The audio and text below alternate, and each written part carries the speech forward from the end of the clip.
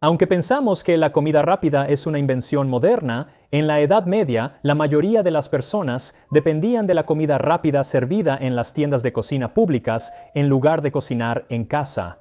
Tenían de todo, desde carne cocida hasta gofres y algo llamado risole, una versión de la cual es el equivalente medieval de una tarta de manzana de McDonald's.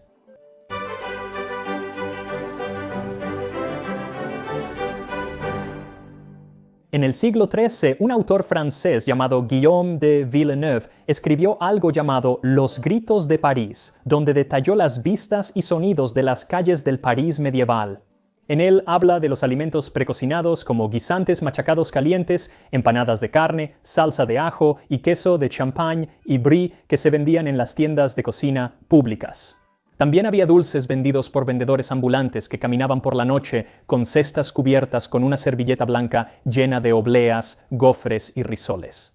Ahora, las obleas, los gofres o los risoles podrían ser dulces o salados. De hecho, tenían gofres de pescado en ese momento. Y en cuanto a los risoles, que son algo así como una empanada de mano, el libro del siglo XIV, Le Ménager de París, tiene varias recetas para unos con cerdo, uno con castañas y huevos, otro con médula ósea de res y otro con carne de lucio o anguila, todos salados. Pero es común que los risoles se hagan de higos, pasas, manzanas asadas y nueces peladas para imitar los piñones y polvo de especias y un poco de sal fina y que la pasta esté bien azafranada y luego se frían en aceite y se azucaren. Ahora con azúcar y especias, este definitivamente habría sido un artículo de menú más agradable en cualquiera de las tiendas de cocina, y la mayoría de las tiendas de cocina en realidad orientaron su menú hacia la gente común o incluso la gente más pobre. Pero había algunas que sí atendían a las clases altas.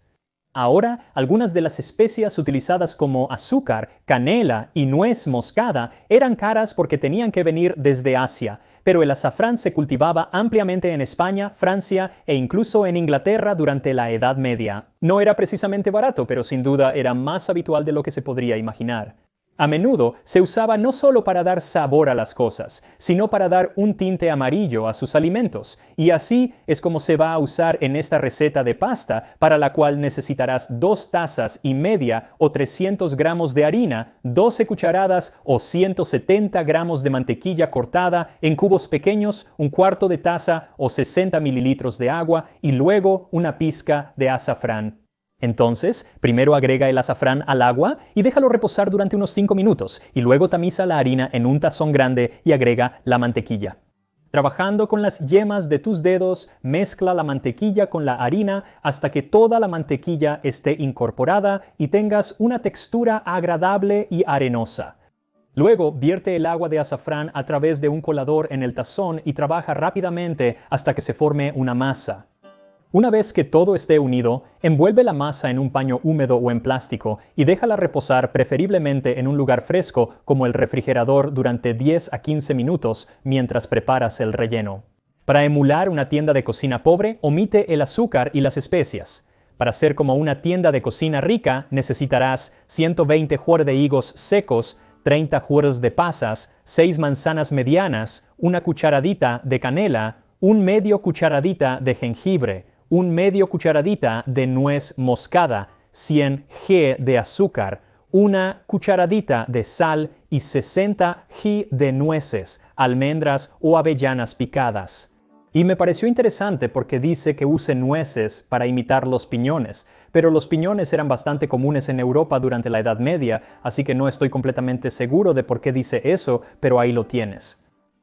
Así que lo primero que debes hacer para tu relleno es picar los higos en trozos pequeños y luego mezclarlos con las pasas y remojarlos durante aproximadamente 1 hora. Ahora puedes remojarlos ya sea en agua o si quieres seguir una receta inglesa del siglo XIV del formulario de Curry, piden que se remojen en vino. Probablemente hubiera sido un vino dulce, así que eso es lo que estoy usando. Mientras se remojan, retira el corazón de las manzanas y córtalas por la mitad y colócalas en una bandeja para hornear y luego ásalas en el horno a 350 grados Fahrenheit o 175 Celsius durante 30 minutos o hasta que estén bien suaves. Luego déjalas enfriar y córtalas en pequeños pedazos, justo como los higos. Luego, En un tazón grande, mezcla las especias con la sal y el azúcar y luego agrega las manzanas, así como los higos y las pasas que han sido escurridos de su agua o vino, y revuelve todo para cubrir. Ahora, para esta próxima parte, en realidad tuve que mirar varias otras recetas de rizzo de la época porque no estaba claro cómo debería ser la textura. Iba a dejarlos en trozos grandes para que fuera más como una tarta de manzana moderna. Pero la mayoría de esas recetas antiguas hablan de moler la carne o la fruta, dependiendo de lo que hagas, para que sea más como una pasta por dentro. Así que eso es lo que voy a hacer. Así que toma algo del relleno y ponlo en un mortero y muele hasta que al final tengas algo relativamente suave. Luego puedes agregar las nueces para darle textura, aunque aún no se parecerán a los piñones. Luego desempaca tu masa y divídela en aproximadamente una docena de piezas del mismo tamaño y formala en bolas.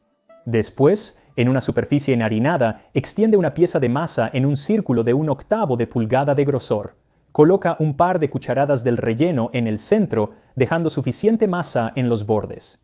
Luego dóblala sobre el relleno y comienza a pellizcar la masa juntos, y realmente estas pueden tener cualquier forma que quieras, pero encontré que esta forma de media luna era la más fácil.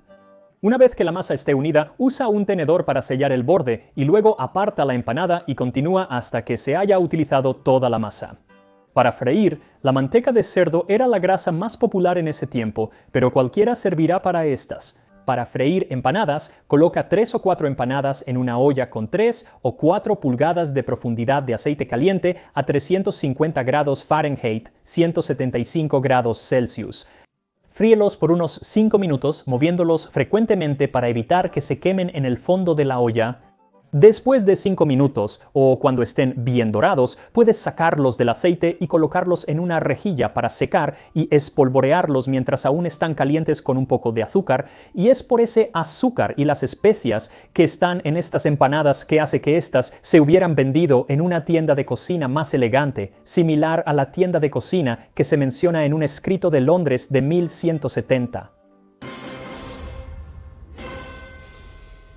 En Londres, a orillas del río, entre barcos, vino en venta y bodegas del vinatero, hay una tienda de cocina pública. Diariamente, según la temporada, hallarás platos de carne, asados, fritos o hervidos, pescados diversos, carne gruesa para los pobres, cortes finos para los ricos, caza y aves variadas.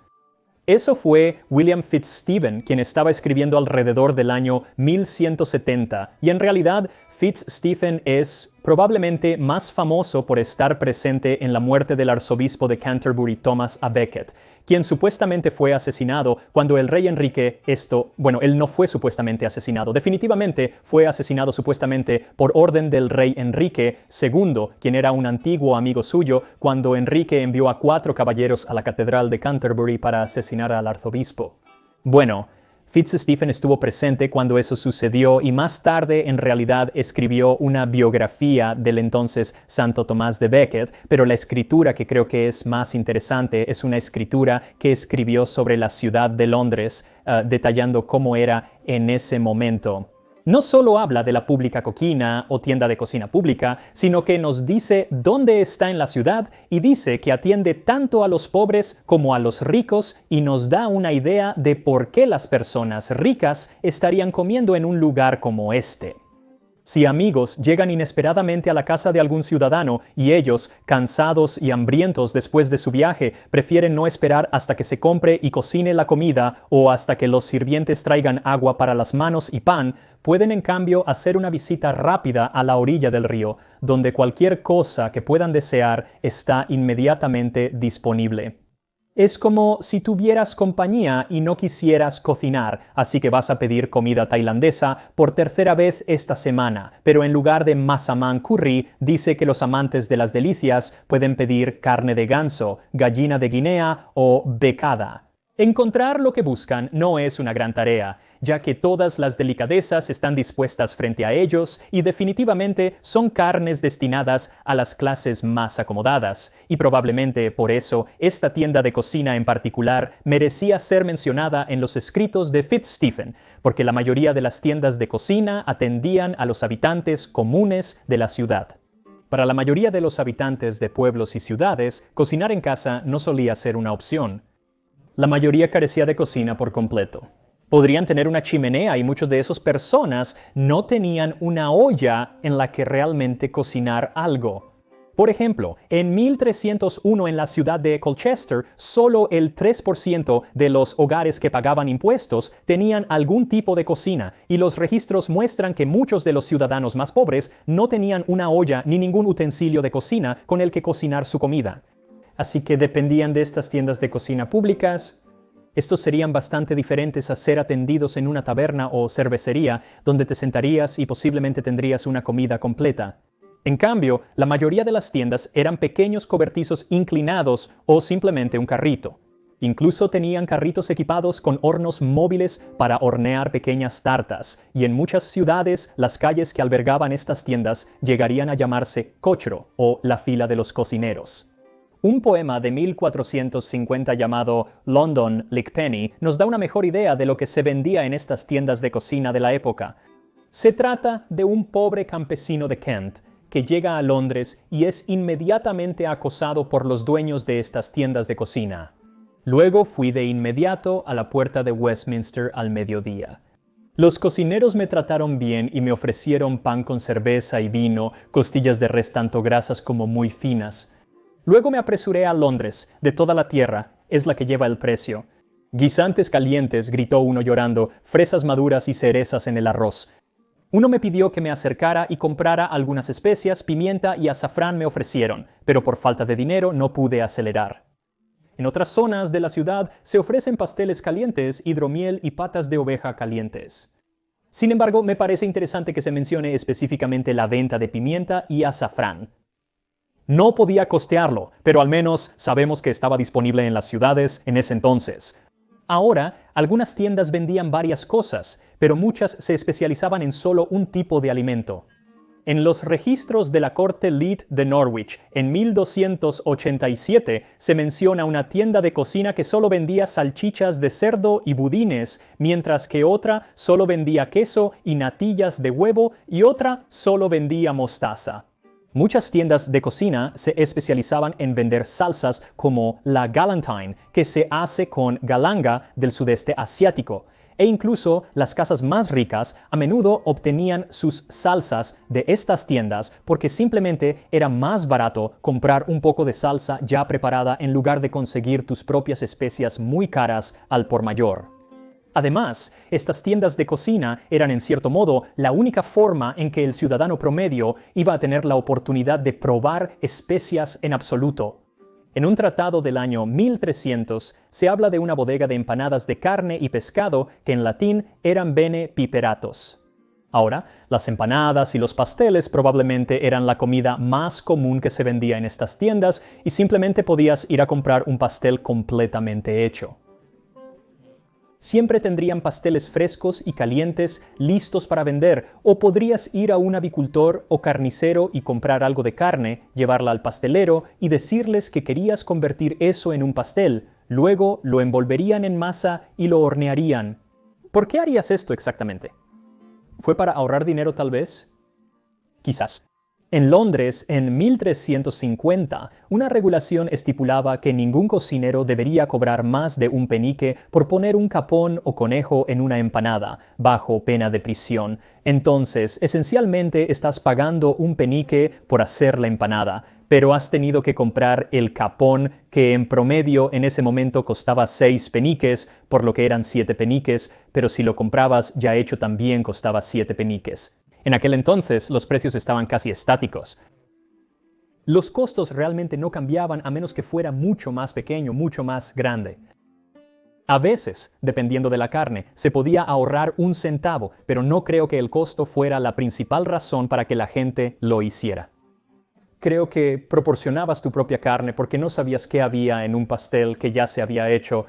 Por ejemplo, en 1351, un hombre llamado Henry Peche acusó a un cocinero llamado Henry de Passway de un crimen atroz. Pech y su amigo habían comprado 2 empanadas de capón al cocinero y los registros judiciales recordaban que Henry Pech y sus compañeros, estando hambrientos, no percibieron que uno de los 2 capones mencionados estaba podrido y apestoso hasta que casi se lo habían comido todo. Acto seguido, abrieron el segundo capón que él presentó aquí en la corte y descubrieron que estaba podrido y apestoso y era una abominación para la humanidad. El cocinero negó la acusación, por lo que llamaron a otros 8 cocineros de la zona para corroborar, para investigar esa empanada de capón, y llegaron a la conclusión en que estaba rancio, y así el tribunal decretó que a Henry de Passau se le debería sentenciar al pillory, allí para permanecer durante el espacio de un viaje de 1 liga en el día, y que el capón que se había encontrado tan podrido y apestoso debería ser llevado delante del mencionado Henry de Passau en su camino al pillory. Al principio pensaba que este sistema está lleno de problemas, como si no te gustara un cocinero por alguna razón, simplemente los acusas de darte carne podrida y terminarían en el pillory, pero resulta que si esos otros 8 cocineros llegaban y decidían que la carne no estaba podrida, entonces la persona que había hecho la acusación, el acusador, habría ido al pillory. Así que en cualquier caso, alguien va al pillory. Así que las apuestas eran bastante altas, y es porque necesitamos recordar cuán precioso y costoso era la comida en ese tiempo. Hoy siento que estamos tan alejados de la producción e incluso a veces de la cocina de nuestra comida que no nos damos cuenta de cuánto trabajo y gasto conlleva, y especialmente en un tiempo antes de la industrialización y muchas subvenciones gubernamentales. La comida era la mayoría del ingreso de muchas personas. Durante la Edad Media, podría ser del 70 al 80% de los salarios de la persona promedio solo para alimentarse. Toma uno de esos pasteles de capón, por ejemplo. Costaba 7 peniques, lo que suena barato hasta que te das cuenta de que el trabajador promedio en una ciudad ganaba de 2 a 3 peniques al día, por lo que ese pastel les habría costado como 3 días de salarios. Habría sido un pastel grande. Era toda la carne de un gran capón, un gran gallo castrado, pero aún así estaba fuera del alcance de la mayoría de las personas. Ahora, sí hacían pasteles de penique más pequeños, generalmente de carnes menos costosas, que estarían disponibles para todos. Y durante tiempos de extrema dificultad, como cuando fallaba una cosecha, el gobierno intervenía y generalmente ponía límites de precio a cuánto se podía cobrar por diferentes cosas. Como en 1379, a los vendedores de pasteles de Londres se les ordenó hornear pasteles de carne de res a un high penny tan buenos como los de un penique, y si no seguían esa regla, entonces al cocinero se le obligaría a pagar 80 peniques o medio marco, que era mucho dinero. Así que es una lástima ser el cocinero, ya sabes, simplemente perdiendo en esa transacción, y probablemente por eso los cocineros eran tan a menudo acusados de vender carne mala o carne que probablemente deberían haber desechado, o de cambiar carne inferior por algo más caro, como si estuvieran vendiendo un pastel de venado, pero resultó ser solo de res o cerdo. Y cuando miras los registros judiciales de esta época, muchos de ellos tienen que ver con estos problemas alimentarios. Como uno acusaría a alguien de vender pescado malo dentro de una tarta y otro diría que el cerdo estaba parasitado, lo cual es asqueroso, pero eso aparecía mucho. O otro afirmaría una de las peores ofensas, que la comida había sido recalentada. Había muchas ordenanzas contra la venta de comida recalentada porque generalmente se recalentaba como una forma de ocultar el hecho de que era vieja y probablemente debería haberse desechado. Otra ordenanza que evitaba esto desde el principio era contra los cocineros que iban a las casas de los ricos y compraban sobras. Especialmente terrible porque generalmente eso habría estado por algún tiempo antes de llegar a las manos del cocinero, y a menudo cuando miras los registros de la corte, cuando las personas son acusadas de esto, se pasan la pelota. Traspasan la culpa al asistente del cocinero, o muy a menudo a su esposa o a las amigas de su esposa que estaban ayudando, y ellas son las que cometieron el error. Y esto llevó en York a una ordenanza en 1424 que dictaba que las esposas de cualquier otro artesano no deberían hornear hervir ni asar alimentos en tiendas públicas para la venta a menos que estén capacitadas para hacerlo. Pero culpen a las esposas todo lo que quieran. La responsabilidad recae en el cocinero principal, por lo que no es de extrañar que durante la Edad Media los cocineros a menudo tuvieran una reputación algo manchada, y esto se puede ver en los cuentos de Canterbury de Chaucer, donde uno de los personajes, Roger de Ware, es un cocinero en una de estas tiendas públicas en Londres. Dice que su tienda está llena de moscas, su pastelería está empapada y hace esta salsa de perejil que es tan mala que básicamente es una maldición. Y dice que vende pasteles que han estado 2 veces calientes y 2 veces fríos. Es decir, recalienta su comida, uno de los peores delitos. Además de eso, lo describe como teniendo una úlcera o una herida abierta en su pierna que siempre está supurando, lo cual es realmente asqueroso. Así que no es de extrañar que si pudieras permitirte no frecuentar estas tiendas, no frecuentarías estas tiendas, pero hubo momentos en que incluso las personas que tenían dinero, que tenían sirvientes, que tenían una cocina, terminaban frecuentando estas tiendas de comida. Una razón podría ser porque estás viajando y acabas de llegar a la ciudad. Ahora muchas personas viajarían con algunos cocineros y comida y todo, pero no siempre sucedía. Como el 1 de junio de 1267, cuando Sir Roger Leyburn, con un grupo de caballeros, llegó a Canterbury desde Francia. Su primera parada fue para comprar 68 pasteles de capón por 16 chelines y 2 peniques en la tienda de cocina local. Otra razón fue debido a eventos. Incluso con una cocina, a menos que fuera en un castillo, no era lo suficientemente grande para cocinar para unos 100 invitados. Entonces, si estabas organizando una boda, un funeral o una cena de gremio, tendrías que conseguir esencialmente catering de estas tiendas de cocina y en Inglaterra, Francia y gran parte de Europa, los gremios de cocineros te obligaban a utilizar sus servicios si estabas organizando uno de estos eventos grandes. Entonces, en ese momento necesitabas encontrar una tienda de cocina con buena reputación. Ahora, no estoy organizando ninguna fiesta de gremio y no estoy demasiado preocupado por la carne podrida en esta cocina, ya que yo estoy cocinando. Así que creo que es hora de probar estos risole del siglo XIV de Francia. Aquí estamos con los risole de higo y manzana de la Francia medieval. Debo admitir que resultaron mucho mejor de lo esperado. Pensé que tendría problemas con la fritura, pero todos resultaron muy bien. El color es agradable, no se rompieron y no se derramaron, huelen realmente bien, aquí vamos.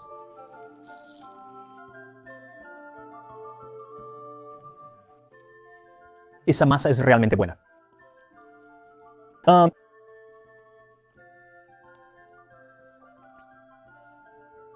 Eso es delicioso. Entonces el interior, como dije, se ha endurecido, es como triturado. Y creo que eso termina teniendo una mejor textura que si dejo los trozos de manzana y todo, quedarse entero, pero el sabor es fantástico.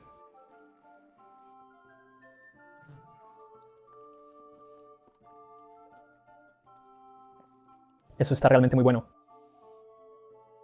No estoy seguro de que remojarlos en vino. Los higos y las pasas en vino marcaron la diferencia. Así que probablemente solo me quedaría con agua la próxima vez, porque el sabor que estás obteniendo es de esas especias y puedes usar diferentes especias si quieres. Elegí canela, jengibre y nuez moscada, pero podrías usar macis o clavo o realmente lo que quieras que hubieran tenido en ese momento, pero las manzanas y las nueces, todos los sabores están ahí y se complementan muy, muy bien. Estos son realmente buenos. Así que el hecho de que me gusten tanto significa que estoy a salvo de un proverbio medieval que dice que es un mal cocinero el que no puede lamerse los propios labios. En otras palabras, si el cocinero no quiere comer su propia comida, quizás tú tampoco deberías hacerlo. Así que haz estos. Son deliciosos y nos veremos la próxima vez en Degustando Historia.